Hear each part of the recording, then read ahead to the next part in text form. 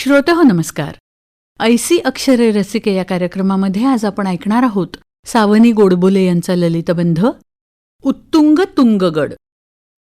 लग्नाचा वाढदिवस साजरा करण्यासाठी गड चढायची कल्पना आमच्या नवरोजींच्या मनात आली. मी सुरुवातीला हो म्हटलं खरं, पण त्या गडाच्या पायथ्याशी पाटीवर त्या गडाचं नाव कठीणगड असं लिहिलेलं दिसलं आणि माझं उसनं अवसान गळालं.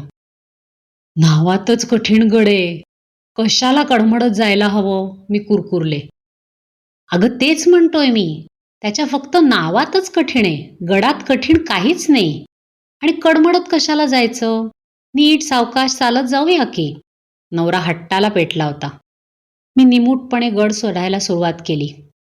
आमचं रेजिस्टर लग्न असल्याने ज्या मार्गे हे चरण चालती त्या मार्गे मी त्यांच्या पुढती अशी काही शपथ बिपत मी लग्नात घेतली नव्हती. आणि मागे राहिले तर त्याच्या बराच वेळ लक्षातही येणार नाही म्हणून शेजारून चालायचा प्रयत्न चालला होता.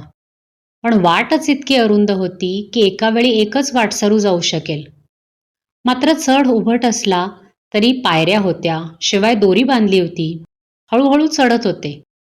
प्रत्यक्ष चढताना आपलं खरंच त्या क्षणाशी तादात्म्य जुळतं. किती वर आलोय किंवा किती अंतर बाकी आहे यापेक्षा सुद्धा ह्या क्षणाला न धडपडता पुढे कसं जायचं एवढाच विचार मनात येतो. थोड्या थोड्या अंतरावर मी आता पुरे, वर काय आहे का बघण्यासारखं असं म्हणत होते आणि नवरा झालंच शेवटचा टप्पा असं म्हणून पहिल्या टप्प्यापासून धीर देत होता. वाट चढताना मी हाफूफ करू लागले की माझ्या दम्याच्या औषधांची नावं घेऊन जय इन्हेलरजी, स्टिरॉइड महाराज की जय असं म्हणून मला प्रोत्साहन देत होता. त्याने स्वतः अनेक ट्रेक आणि ट्रेकड्या केल्या असल्याने त्याला हा काही फार कठीण गेला नाही. वाटेत लोकांनी टाकलेल्या प्लास्टिकच्या बाटल्या गोळा करून आम्ही खाली घेऊन आलो. एका संस्थेने पूर्वी मोडलेल्या पायऱ्या दुरुस्त करायला घेतल्या होत्या. एकीकडे त्याची निकड पटत होती, पण एकीकडे असंही वाटत होतं की पायऱ्या झाल्या, हा गड सहज चढता येईल असं केलं की मग काय होईल.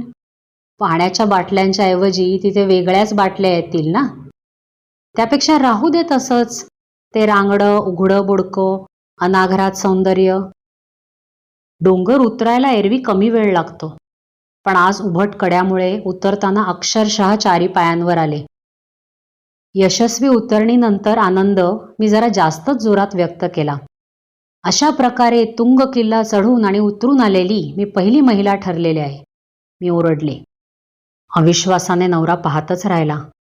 म्हणाला, बसक्या, टीचभर गड आणि त्याचं किती कौतुक, तू काय एव्हरेस्ट चढली नाहीयेस एवढं खुश व्हायला.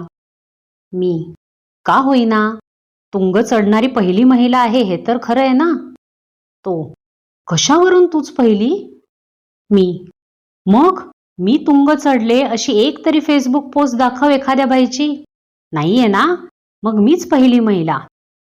नवरा म्हणाला, हे बरं आहे, मग तुझ्या आधीच्या बायांनी काय आपली जाहिरात करायला हवी होती की वरच्या दगडावर स्वतःची नावं कोरायला हवी होती. मला वाटतं तू आता लवकरच राजकारणात शिरणार आहेस. राजकारणी कसे काहीही विशेष काम केलेलं नसताना त्याची भरपूर जाहिरात करू शकतात. ग्रेट आहेस तू. हे सत्य उमगायला त्याला लग्नानंतर इतकी वर्ष का लागावीत कोण जाणे. उत्तुंग तुंगगड. सावनी गोडबोले यांचा ललितबंध आत्ताच आपण ऐकला ऐसी अक्षरे रसिके या कार्यक्रमामध्ये. या कार्यक्रमाला निर्मिती सहाय्य केलं होतं पूर्वा राणे यांनी आणि सादरकर्त्या होत्या ज्योत्स्ना केतकर.